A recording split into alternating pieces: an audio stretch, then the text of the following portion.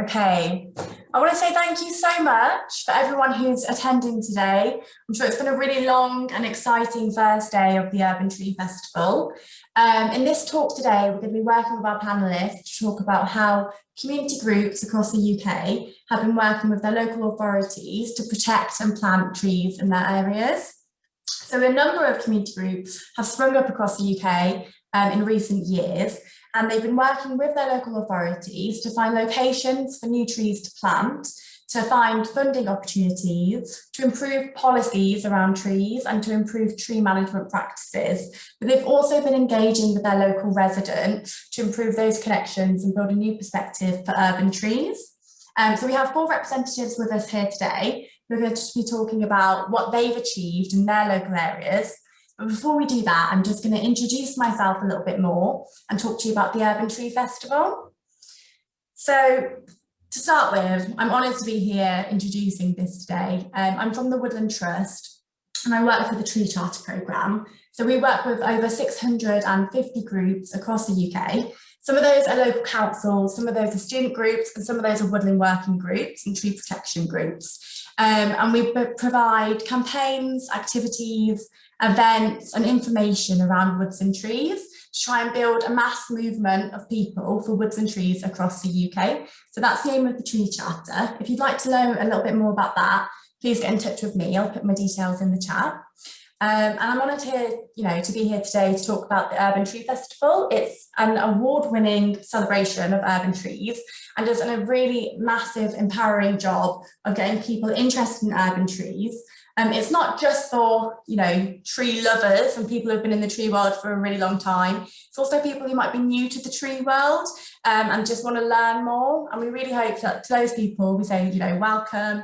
And we hope that you feel inspired after this to go and take action in your local community. The events run until the 23rd, so in a week's time. There's going to be a link in the chat to the events list if you'd like to know more about the programme ahead. And then finally, I'm just going to go over a little bit of admin. So for this chat today, can we make sure that all of the questions that you have are put in the Q&A box at the bottom, and that anything you want to add to the chat, can you make sure it's on all panellists and attendees so that we can see it, but also other attendees of the chat can see all the questions and comments that you have.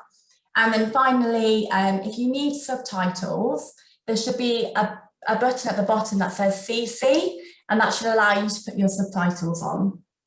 Thank you as well to everyone who's donated to Urban Tree Festival. Without you, it wouldn't be possible. And if anyone wants to make a donation, there's also going to be another link in the chat that will make that possible.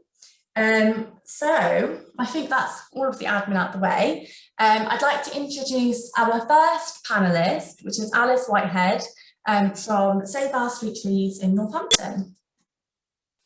Thank you, Zara. Thank you. I'm going to share my screen and hope that everybody can see. Is that okay with everybody? Yep, lovely. So I'm Alice Whitehead. I'm the founder of Save Our Street Trees, and really delighted to be invited this evening to give you a whistle-stop tour of our community group and be among so many other brilliant community champions. We are a Northampton-based community group and tree charter branch that promotes, protects and plants trees on Northampton's urban streets and highways.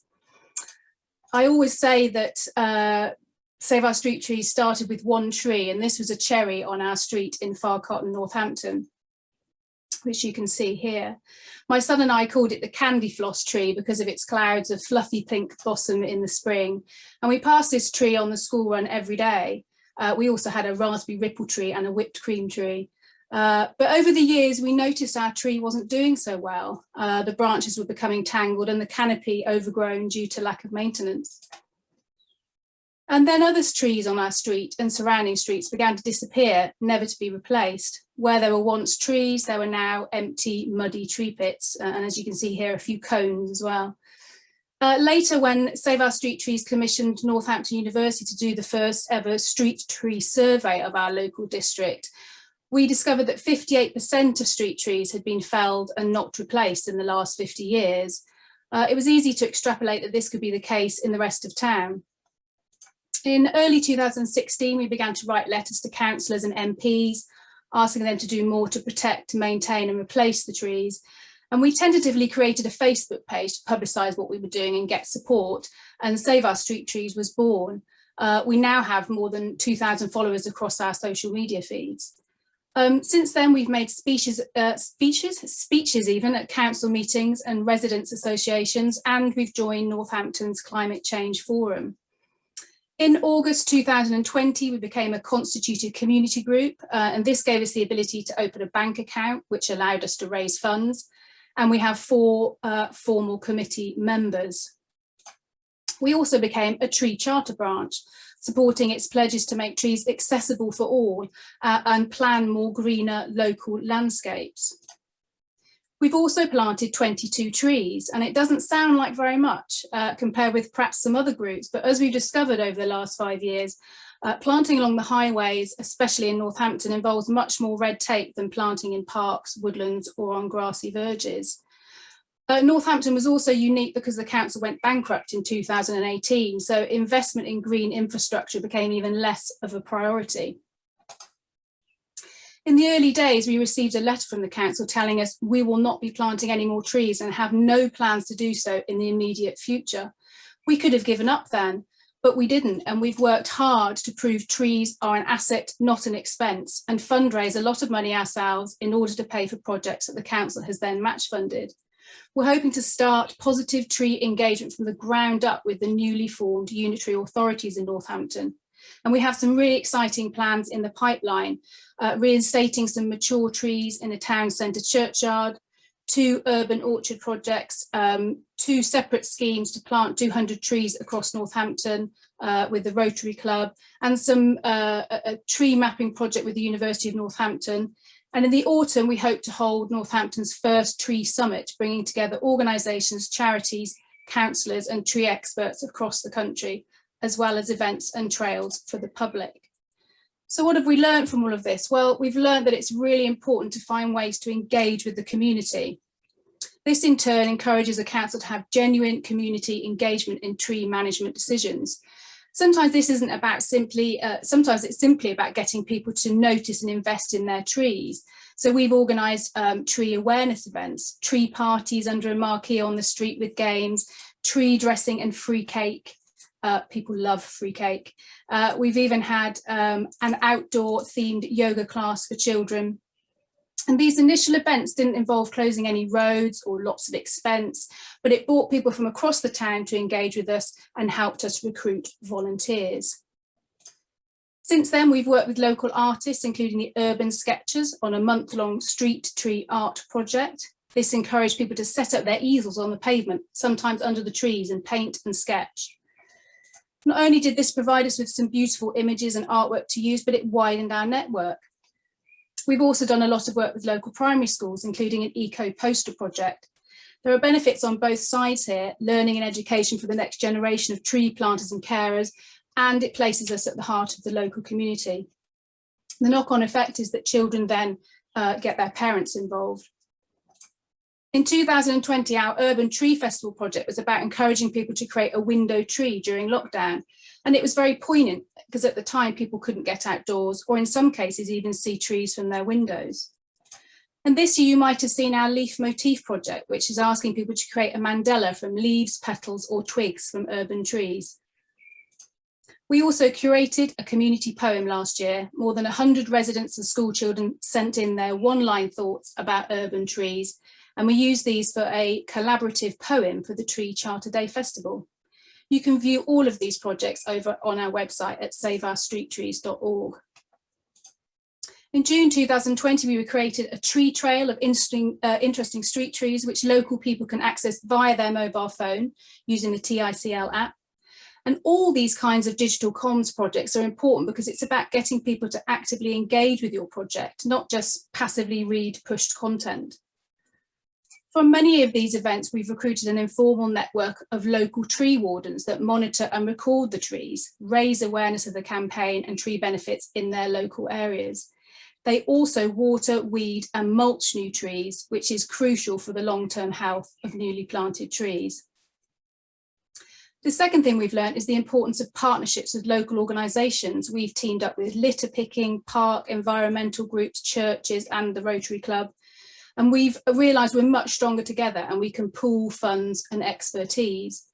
You're also pushing on a half-open door. You're accessing people who are already passionate about their communities and about activism.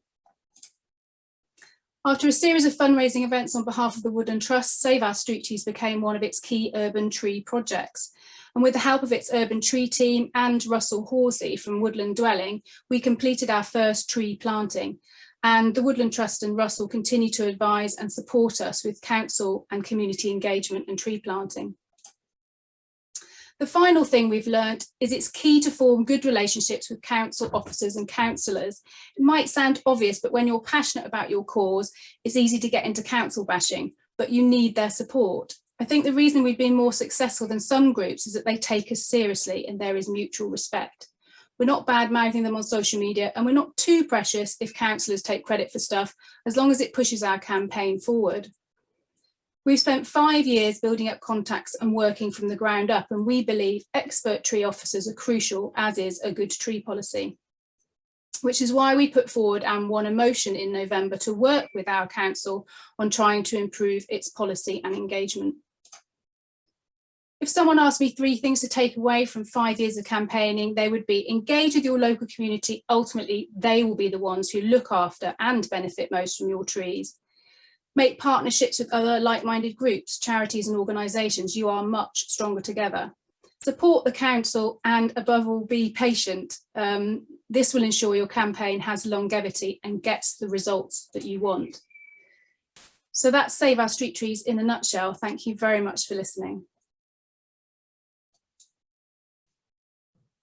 Thank you so much, Alice. That was really, really interesting. I look forward to the tree summit in autumn. And if you haven't been involved in the leaf motif project yet, I recommend you go and make your leaf mandalas because they are beautiful. It's a beautiful idea for the project. Thank you. And you know, those 3 points were just, yeah, really, really important, especially that point about council bashing and how judgmental. So if you have any questions, again, just please put them in the Q&A button at the bottom.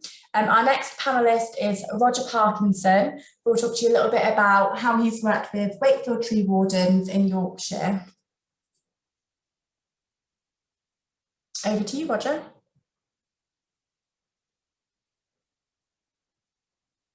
You're just on mute, Roger.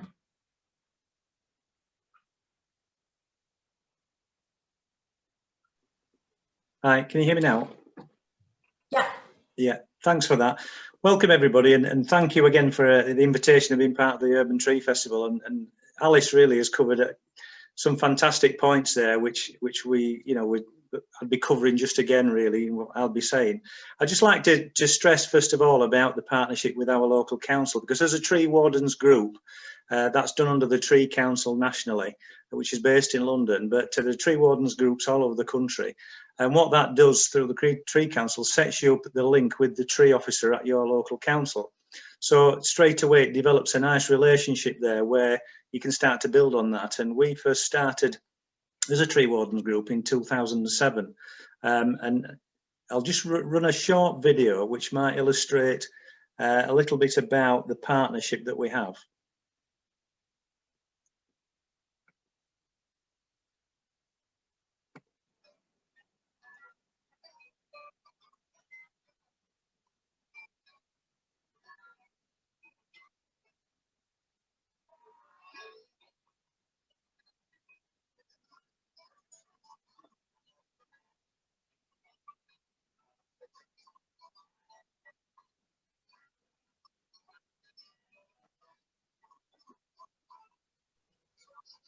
Hi, Roger. Could you just turn the volume up a little bit, please? It's on full, I'm afraid. Okay.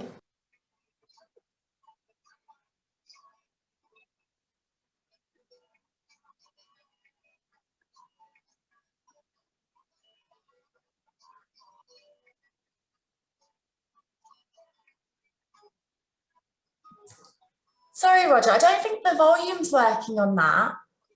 Okay, that's fine. Let me just come out of that.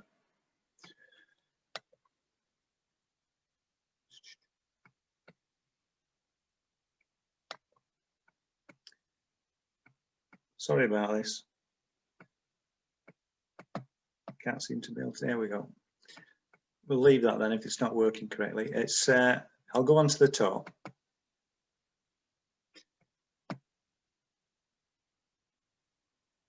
So this week I'll be giving 2 talks about the projects that we've done in Wakefield over the last 14 years. And we've had considerable success on these various sites. The first one's at 12 noon tomorrow, and it'll be about all the different partnerships that we've had over the years on various projects. One is the restoration of an Arboretum at Newmilladam Country Park, which was estimated would originally cost at £60,000. We brought that in at the third of that cost.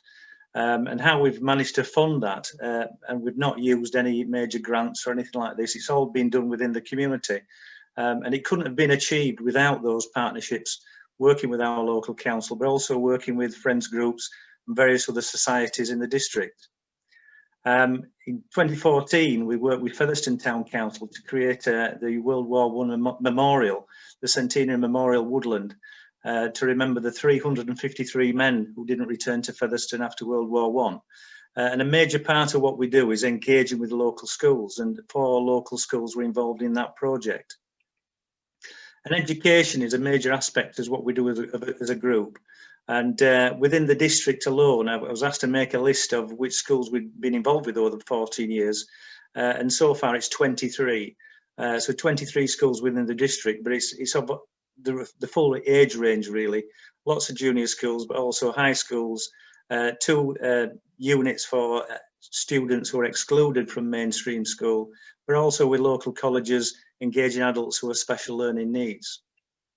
And then on Thursday at 3 p.m, I'll be talking about all the other things that we've done to make these sites even better. We're involved in the restoration of the nursery at Thorns Park, where we've grown tens of thousands of British wildflowers to go out to the various sites we've worked on over the years, but also engaging schools on that site, growing trees from seed, and we'll be looking at that, how to do that and what's been successful for us in how we've done that and how we've achieved it. But also, again, with the partnership working with Wakefield Council is how they help us to achieve things. So in this instance, it was 16 owl boxes which went up at various locations for different groups, and the forestry team helped to get those in place. So it's the practicalities of that. And then finally, every year for the last 11 years, we've worked with the Interfaith group in Wakefield to help with the interfaith tree planting, which just happens to be part of National Tree Week. It usually occurs around the end of November, and it brings several faiths together, not just to plant a tree, but to meet afterwards and to talk about how trees feature in the different faiths, and just to show how much we do have in common. So I hope you can join me on some of those events, and I look forward to seeing you then. Thank you. Thank you, Roger. That was really interesting, and a really good point about how, you know, being a tree warden group is slightly different and the connection it can give you to the council.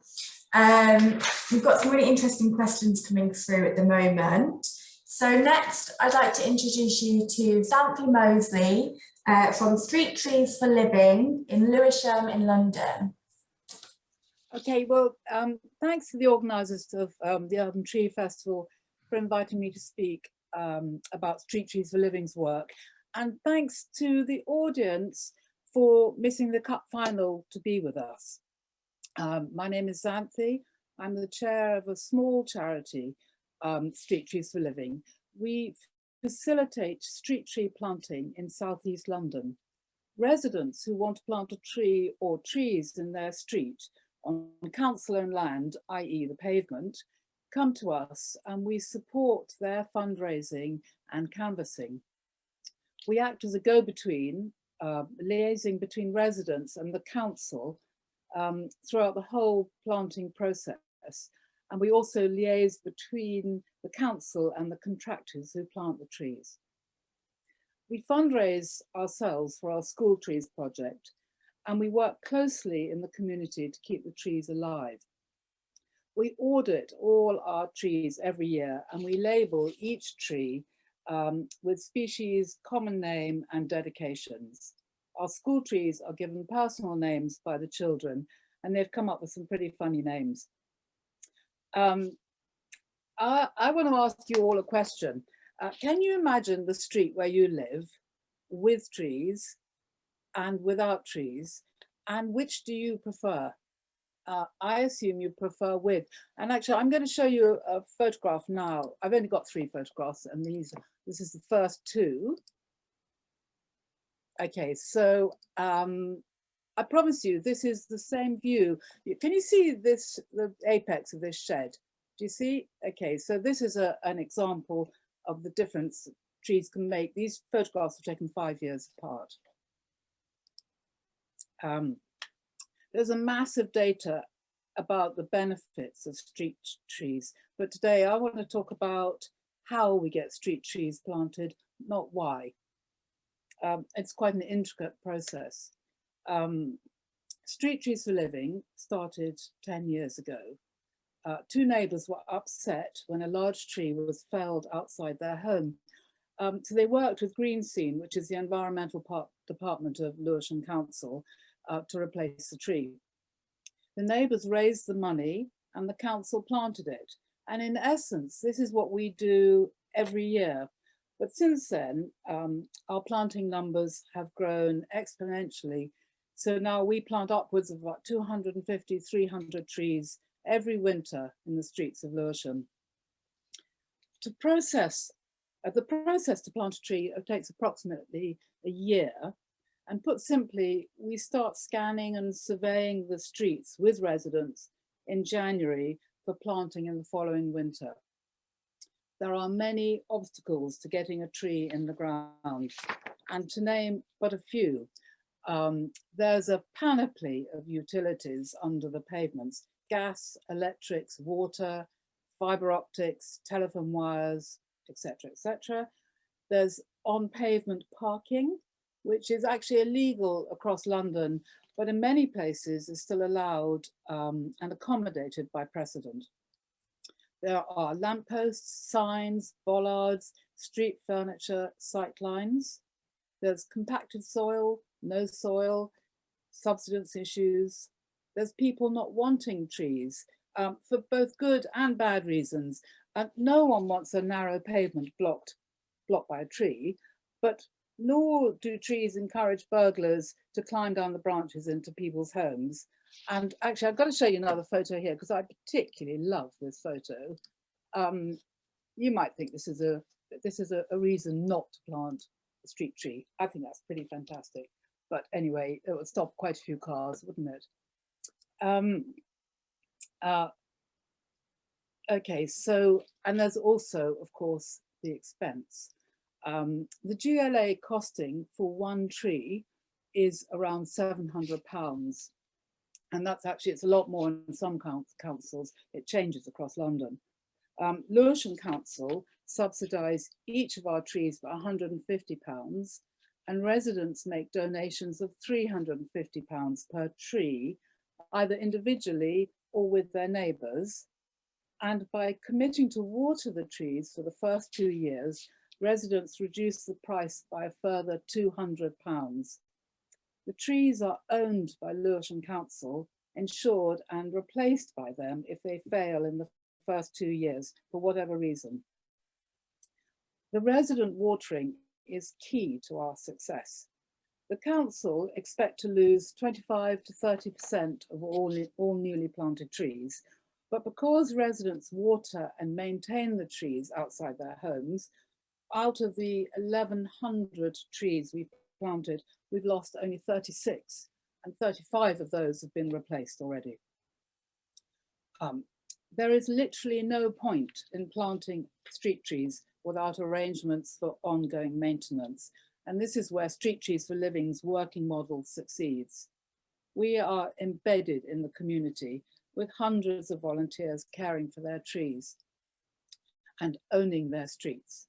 Communities and neighbours are strengthened by coming together through fundraising and watering, and remarkable numbers of our trees survive. Grant-giving bodies, councils, charities, DEFRA, all give money to plant trees and like to talk about numbers planted. but the conversation should really be about numbers surviving, not numbers planted.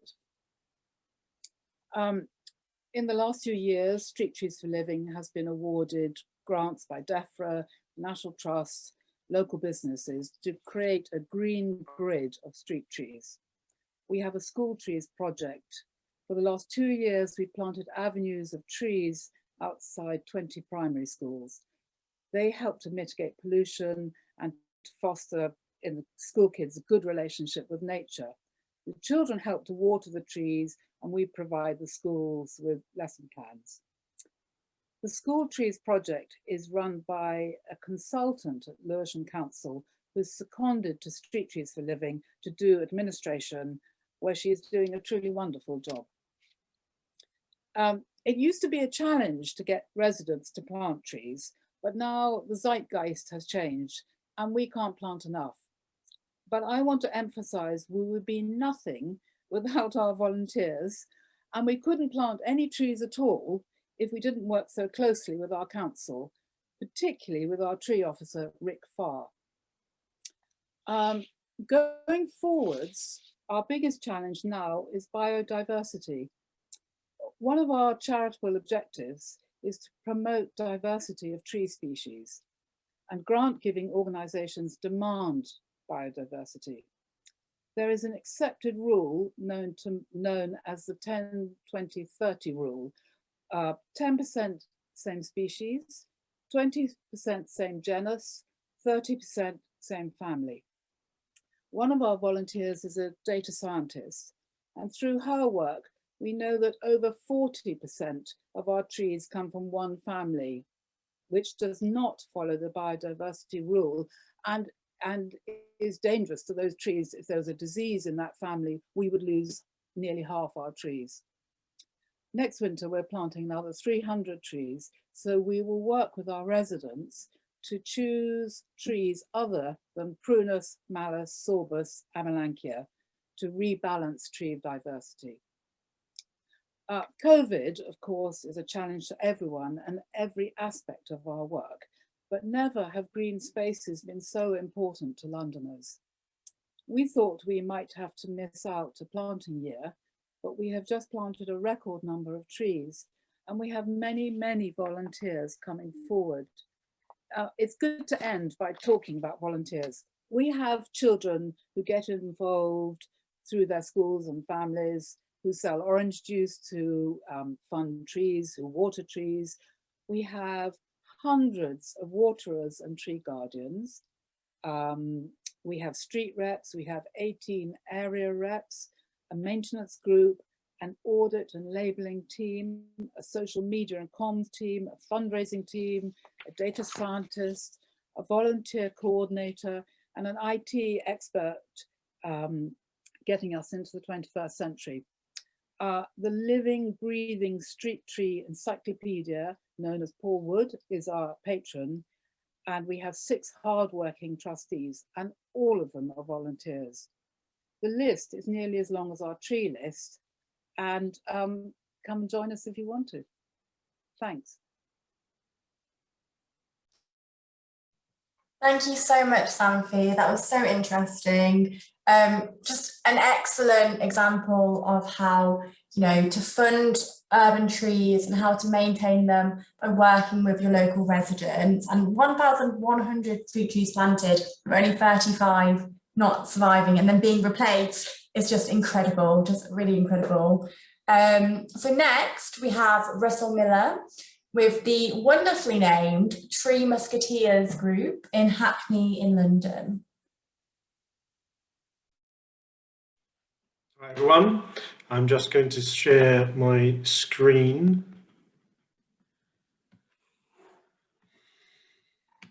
Hopefully you can all see that. It's great to be amongst such a fantastic bunch of community-focused tree people. Really wonderful projects across the country.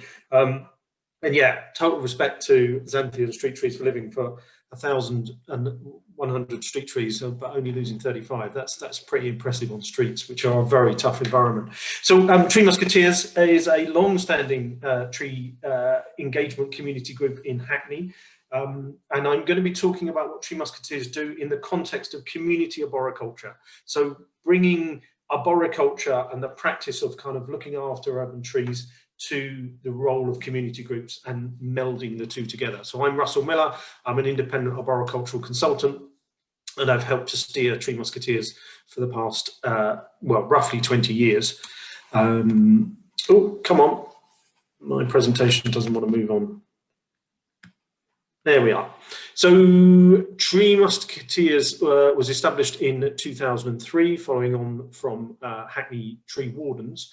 And this year, we on the whole, we engage around 500 volunteers a year. And this year we planted 195 trees. But as others have said, it's not about the numbers, it's about the quality, and it's about the number of trees that survive. During lockdown, we had a push to get 101 Sakura cherry trees in that had been held over at a nursery, and so they had to go in despite lockdown, and we managed to do that in 8 days, which was pretty good going. And there's a picture of them all nicely guarded and mulched in Springfield Park. We collect seed from local trees because local seed, local provenance reduces, or local provenance of trees reduces biosecurity risks. Trees grown from local seed are better suited to local conditions, and you've got greater genetic diversity if you're growing trees from seed than if you're using vegetative clones. Sometimes you have to use clones, particularly on streets, because there are trees which are particularly suited to the demanding environments of the street, but we mainly plant in parks, so we can be a bit more diverse in our selection of species. We run a Hackney community tree nursery where we've got about 1,000 trees at any one time, and approximately 100 of those trees will go out into Hackney parks each year. We specialise in unusual species like native black poplar, conifers, rare sorbus and fruit trees, because obviously you can get other trees from elsewhere. So we're particularly focused on other trees that are more difficult to get hold of, and we're quite often asked for things like native black poplars, which other people don't produce or find hard to get hold of. There's some seedlings growing at our tree nursery, so we've got some weird stuff coming up at the moment. That's Amur cork tree on the left and true service tree, a very rare native tree, on the right. So local volunteers collect local seeds and propagate them at the tree nursery. So some tips on sustainable tree planting. As has been hinted at, or not hinted but said, there's a lot of money and impetus around for planting trees at the moment, and that's great, but make sure your tree planting is sustainable. So 3 tips for sustainable tree planting that we use in Tree Musketeers. Plant small trees with big roots rather than big trees with small roots. Street trees tend to have to be heavy standards, so that's an understandable restriction, but elsewhere it's good to plant smaller trees with more balanced root systems. Adapt your planting techniques to your local conditions. So specifically, we're in Hackney in London, where it is very, very dry. It's very dry in the southeast of England in general. It's particularly dry in London. It's also very hot. You have to anticipate drought conditions. You have to anticipate that in terms of your species selection and your aftercare. Prioritize aftercare, as Xanthe was saying: water, mulch, weed, weed, mulch, water, water, mulch, weed. The aftercare is key. It's the less glamorous bit, but it's what makes sure that the trees survive. So just running through those 3 things: planting, adapting your planting techniques and your aftercare.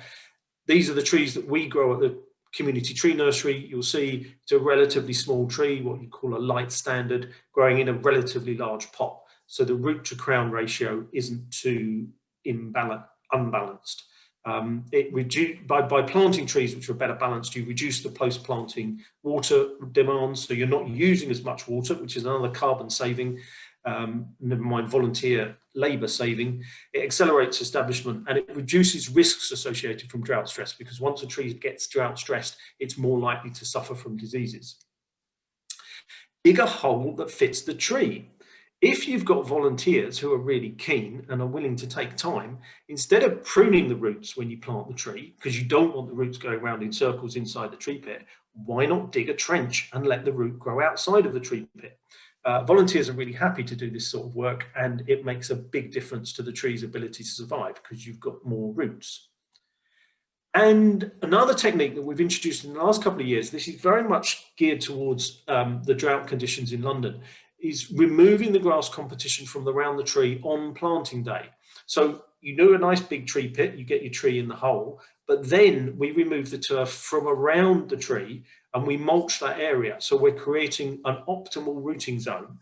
And when we dug up a tree that had to be moved, which had only been in 1 year, I won't go into the reasons why it had to be moved, but we found that the roots had completely filled that kind of 1.5 meter diameter mulch area.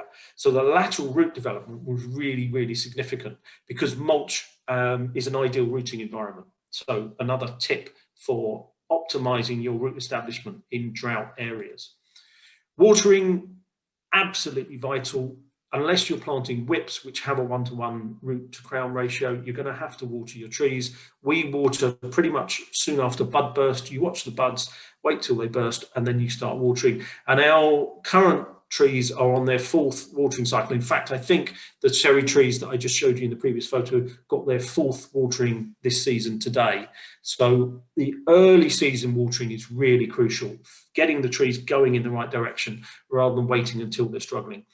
But water is heavy, it costs carbon to produce water, so you want to minimize the tree's water demand by planting smaller trees. We also do woodland management.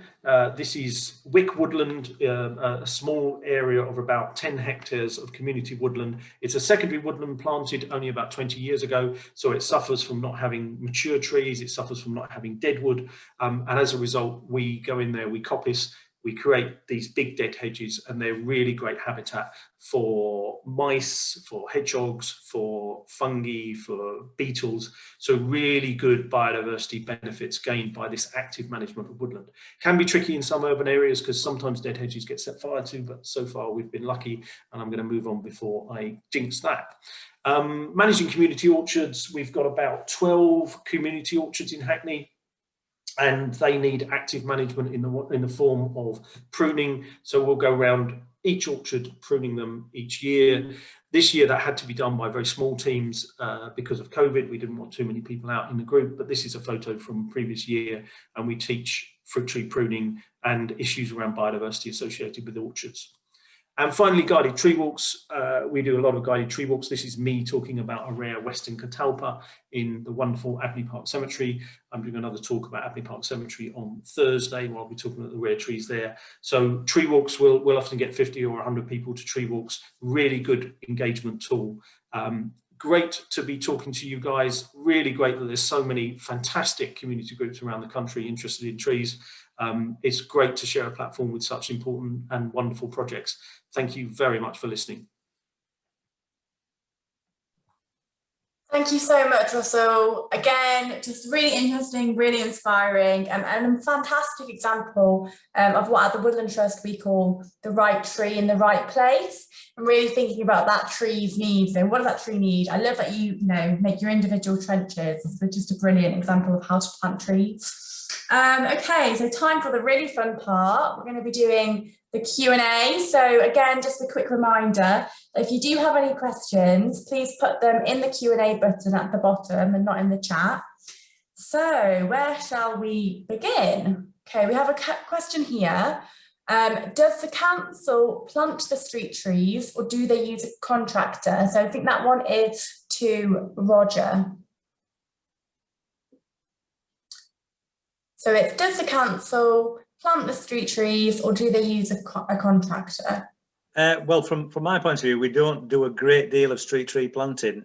So it might be better to go to Alice for that one, I think. She's a lot more experience on that. But most of our planting we do in partnership with Wakefield Council. So let's say if it is a bigger tree that's going into a park, say, then we'll work with them. We may need assistance with transport to the site. Or if we're planting a lot of trees in one day, they'll even assist by bringing a machine in to help to prepare the site ready for people to come along and plant the trees. Alice, do you have anything to add to that one? Sorry, what was the question again? Does the council plant the street trees or do they use a contractor? Yeah, so in our case, they use environmental services, which is ID Verdi, and then ID Verdi actually contract out to other people as well, which it makes it very complicated in Northampton. I think it's probably the case in a lot of places, and that also adds to the cost too in many respects. So it's not something we necessarily encourage, but that's the situation with us. Thank you. Okay, the next question I'm going to give to Xanthe. So it says, here in Brighton, to replace a street tree cost around £4,000. Is this a similar cost around the country? That's a lot of money. Where's the question? Why is it so expensive? Is that the question? Is it a similar cost around the country? Oh, sorry. Well, it's different all over the place. I think in the centre of London, it's thousands like that. Our trees are, well, the GLA reckon £700 per tree, but you chip away at the cost by your council subsidising it and by the all-important watering done, which you don't have to pay for. And then if you water your tree, you're sort of emotionally involved in it, and you want to keep it alive, and you keep going. So no, it doesn't have to be that expensive. Thank you. Okay, the next question says, in Nottingham, the city stands on a network of over 500 caves. In many areas, there is only a thin crust between the pavement and the caves, and the vast majority is taken up with utility pipes and wires. Does anyone have any suggestions about the best way to establish street trees in an alternative way? Would anybody like to take that? Roger. Yeah, I'll have a go at that. Yeah, I mean, when you look at cities like Manchester as well, they've done some great street tree planting by using larger containers. You know, it may be something that looks, you know, maybe made out of concrete, something like this, but it's more of a raised garden rather than actually sinking it into the ground itself. But obviously, the key really, which I was taught right from the beginning, is get the right tree in the right place. So it would be a matter of looking at what types of tree you could plant, which might not be as heavy in structure, you know, which might not have a root system which could cause further issues if it was planted in a large container. So you'd need to do some inquiries into that first of all to see which perhaps lighter trees, perhaps from the you know, Betchiella family, from the birches, that kind of thing, which wouldn't have such a heavy root system that could be so invasive. Brilliant. Okay, this next question is to Xanthe again. Do you get any loss from vandalism? Yes, we absolutely do. And it's really infuriating because our labels, which are extremely pretty and quite informative, are I think they must be quite fun to slash and destroy. So sometimes we get people going down a whole street going right through all our labels. So that's a pain. But actually, more seriously, we do get cars driving into our trees sometimes. It happens. If the tree's been planted within the last 2 years, we will replace it. If not, the tree's lost. Okay. This next question I'm going to give to Russell. What age are the trees that you're planting? Okay, so we are planting relatively young trees. Obviously, in the street tree environment, you're probably going for a heavy standard, which is getting on for 5 to 10 years. And you need that because you need a clear stem. We're planting trees that are more like 2 to 5 years old. Particularly when we get now we've got our nursery organised, it's really work running a tree nursery, and ideally what you want to do is grow your trees relatively rapidly and have a good turnover. So we were ending up with the odd oak getting bonsai'd in the tree nursery sitting there for too long, but nowadays we're aiming to get trees growing 3 to 4 to 5 years before they go out. It will vary. Some trees are more vigorous and some are less, but around about 5 years, I'd say. Okay, we have another question here for Xanthe about collecting payments from local residents. So it's about how do you encourage these payments, and if you've ever had any security issues with collecting those payments? We don't have any security issues because people just pay online through BACS, and it's pretty straightforward. We send them what's called a request for donation, and then they send the money. And I'm afraid we're pretty ruthless. If they don't send the money, we don't order the tree. It's that straightforward. And can I quickly jump the queue? Can I ask Russell a question? Do you sell your trees? Is it a nursery where you sell trees? Yeah, well, so we're mainly growing for Hackney Parks, but if we've got specialist trees that other people are struggling to get hold of, or there's another community group, we will do our best to try and help out. So we have sold native black poplar to Trees for Cities or Tower Hamlets Council. So yeah, if there's something specific you want, Xanthe, do get in touch and we'll talk about what we can do. What we'll struggle to do is to produce something like a heavy standard with a 1.5 or 2 metre clear stem, because we just don't grow in that form. But we might manage to get a black poplar that could go on the street, although I'm not sure there's any streets where you'd want a black poplar. Yeah, they're a bit big, aren't they? What we want is true service trees. We can't get hold of them, but we'll have a conversation later. Yeah, we're just growing some true service at the moment. Yeah. Just in luck. Okay, the next question is, have any of you had any issues with council regulations around street trees? It's just to the floor. Well, I mean, yes, it's our whole lives of dealing with that. Yes, I would say. What about you, Alice? You must have that all the time. Oh, very much so, yes. And there's often unexpected red tape that comes out of the woodwork when you start to suggest to plant trees. The permissions, I think Xanthe will probably agree, certainly with Northampton Council, there's certain permissions that you need to plant trees, and they have to be overseen and signed off, and it takes quite a long time. So you have to think about that before any kind of project that you do. And then, as I say, you need to think about the fact that there's lots of different parts of the council that need to work together in order to get those trees in the ground. So I was really interested in the fact that Xanthe starts in January planning a project, and for the following autumn, I think that's really sensible, and is something that I will definitely be taking forward in our projects.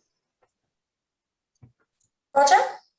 Yeah, I just wanted to cover with that as well, is that I don't think people sometimes realise how difficult it is to plant a tree.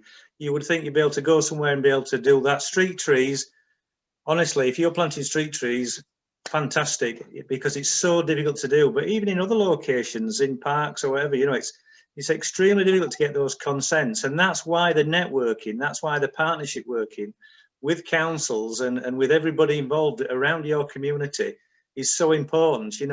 As a tree wardens group, we couldn't achieve these things on our own. It would be impossible. We've only achieved the success we've had over 14 years because we've had that networking going on, and I've learned so much as well since I've been involved with the Woodland Trust, how good they are at networking and how they develop their partnership working, and it's a lesson well learned. So thank you for that.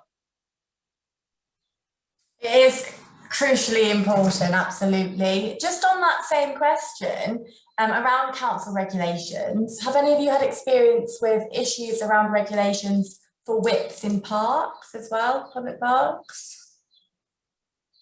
So less issues around those regulations? So yeah, often you can get whips into parks relatively easily, but you still have to think about parks operations and what that park is used for, because you don't want to be planting on the football pitch or on an area of nice grassland. You might have a species-rich grass area. You don't want to be planting trees on that. So you do need really good liaison with the local authority tree officer and the parks department. And the other thing to bear in mind is, if what you want to do is create new woodland or new scrub areas, and if what you're doing it for is primarily biodiversity, you may be better off with natural regeneration rather than planting whips. So whips do have a place, and it's really good to get whips in certain areas, and they are slightly easier to do than big trees, certainly than street trees. But communication is really important. We are more frequently coming across the trees that kind of turn up in parks unannounced, and although some of them are the right tree in the right place, some of them aren't. You get the odd giant sequoia in surprising places, or Christmas trees. They pop up now and again. They tend not to survive very long because they usually haven't got much root when they go in. But yeah, liaison is really important. And just one kind of thing about councils: remember, your council isn't a single entity; it's a big organisation. And although you may have a gripe with a particular council over a particular issue, the chances are the people who work with with trees and the people who work with biodiversity are going to be thinking very much like you do, only they've got a lot more pressure on them, and you know they're really stretched. So really try and not think of the council, but think of a council as being a different type of community, and that you know you need to find the right people who can support you and work with you in that organisation. Thank you, Russell. Okay, the next question is, have any of the panelists had experience of saving mature street trees which are under threat from building developments, and do you have any advice around doing this? I think this, can I step forward? So I think this is a really difficult one. Funny enough, we've benefited from some mature trees being taken out because there is this thing called CAVAT, which I'm sorry, I can't remember what it stands for. I bet all the other three of you will remember what it stands for. But it's a way of measuring what a tree is worth financially. And in fact, a very big tree had to come out to build the London sewer, and one tree, and we were given £48,000 for that one tree. So yeah, you can't, it's very difficult to save these trees, but you can make people pay for them so you can put in a lot more trees.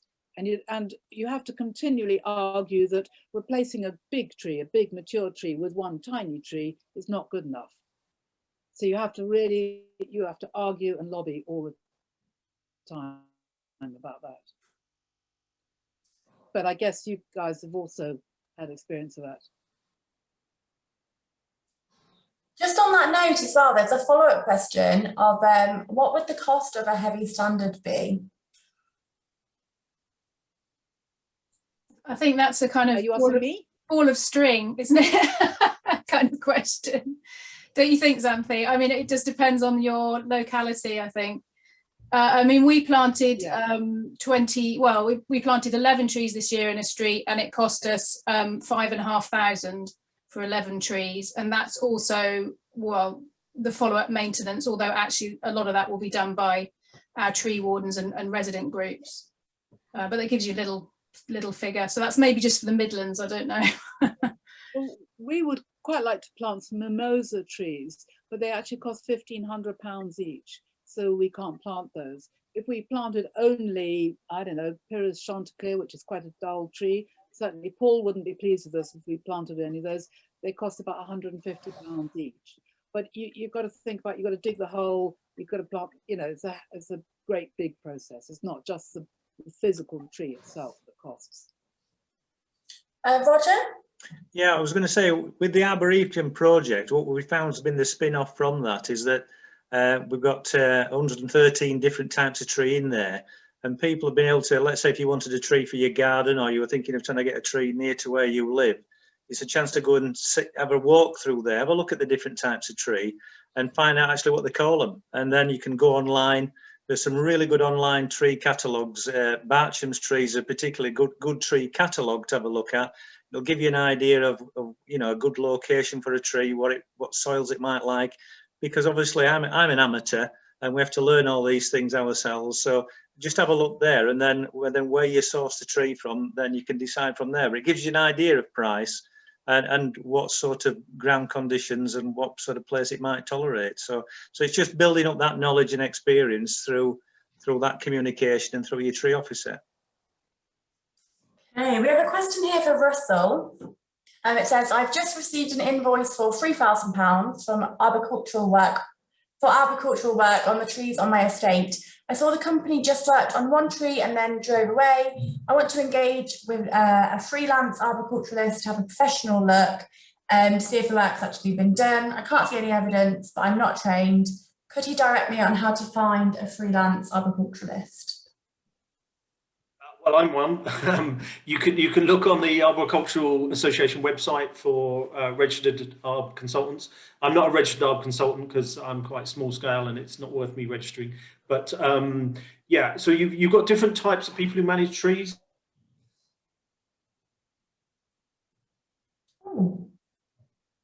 You've got tree surgeons and the guys and girls who run up and down trees. They tend to be quite young because you've got to be super fit and super mobile to do that. Then you've got the people who run those teams, so they'll have a bit more experience. They'll be a bit more informed on trees. But then over and above tree surgeons, you've got tree consultants. So people like me who've got a long background in trees and kind of can look at any type of issue, from subsidence to development.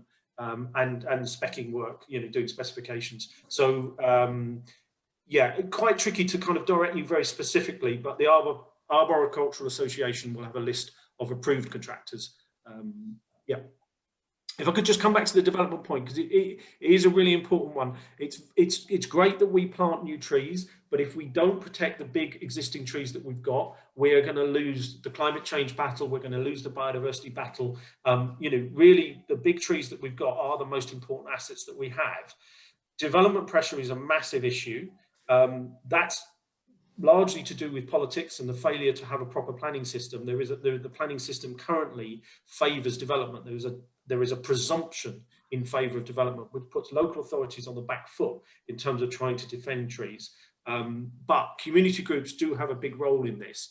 It's really important to flag the value of a tree very, very early in any development process. Because if you get to the stage where the development has been approved and the design's all been nailed down, from that point, it becomes extremely difficult to save a tree. But if you can get in there early and say, oh, do you realise this tree is X, Y, Z? Or, just put some pressure on it at a very early stage of development, then you've got a bit more of a chance. Some trees you will save, some trees you won't. But the more of us who celebrate important urban trees, the more chance we've got.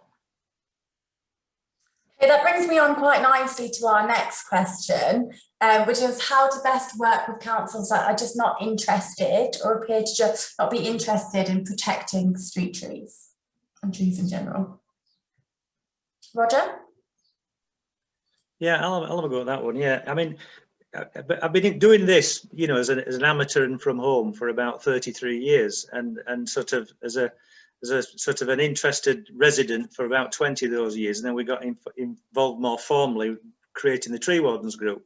And I must admit, all those years ago, all the doors were closed to us. If you try to talk to somebody professionally within the council about engaging with the community group, it was extremely difficult.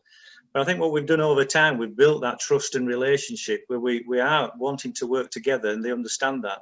And now we've formed a really good relationship with our council. And I think it was mentioned earlier by Alice, this mutual respect is very, very important, that we understand the roles within the council, what the difficulties they've got, but also we can bring something to that. We can stimulate that interest locally to get people interested in trees. And one tree officer many years ago that used to work in Wakefield, he made the comment to me, he says, I think people in Wakefield actually hate trees. And I thought, well, that's a terrible thing, but they're bombarded with constant complaints about trees, petals falling on my car and leaves falling on my driveway, roots on pavements, that kind of thing. They're not dealing with the positive things that we can bring to that. And we have brought lots and lots of positive experiences to Wakefield over the last few years. So it's finding those positive people. They're in your council, they do exist. And I've met the negative ones, definitely. But the best thing to do is persevere and find those positive people that are in your council, the professionals and the councillors, to work with you, and you will find them. Just keep trying. Thank you, Roger. Okay, we're on our final minute today, so I thought it'd be good just to go around each of the panelists. If you could just give me a sentence on any advice you would give for people who are new to the tree world and new to community tree groups. Let's start with Russell. Okay, so the thing I normally say to people is the best thing you can ever learn is how little you know. And although that sounds quite negative, it's actually incredibly positive, because no one knows everything. And the more you learn, the more you realise you don't know, because the natural world just gets bigger and bigger and bigger the closer you look at it. So it's a lesson that you can keep learning every day. You don't know how little you know until you start learning what you don't know. So just keep learning. Fantastic. If you don't know what that tree is at the end of your road, work out that one and then move on from there. Fantastic. Xanthe? I think I would say walk around your area, just get to know where you live, and then then maybe take some water with you, and then start talking to people, and it just grows from there. Thank you. Alice? I would say something I said earlier, which is patience. You need a lot of patience and determination, which is something Roger talked about. You know, it can be quite demoralizing. You can have quite low moments in a tree campaign, but it's all worth it, you know, to stand under the trees now that you've planted. It's definitely worth it. And I would say keep going. Okay, thank you. And finally, Roger. Yeah, I'd say if you're doing things as a group within your community, have more than one project in mind, because of bureaucracy, because of delays, because you can't drop on the right people, some of those projects will be delayed for whatever reason. So to make progress each year, have at least 5 or 6 projects in mind, be looking at them all, and hopefully each year you can get 2 or 3 of those to come to fruition, and then you can work on the others and build on that each year. And that's how we've developed progress each year. Thank you so much. Okay, thank you so much to all of the panelists for attending today, and for all of you for watching. I think it's been an incredible event, and hopefully you'll all leave as inspired as I am to go and water some of your street trees and just walk around and admire them in all their beauty. And thank you again for attending the first day of the Urban Tree Festival. It's been great. Thank you. Bye. Thank you.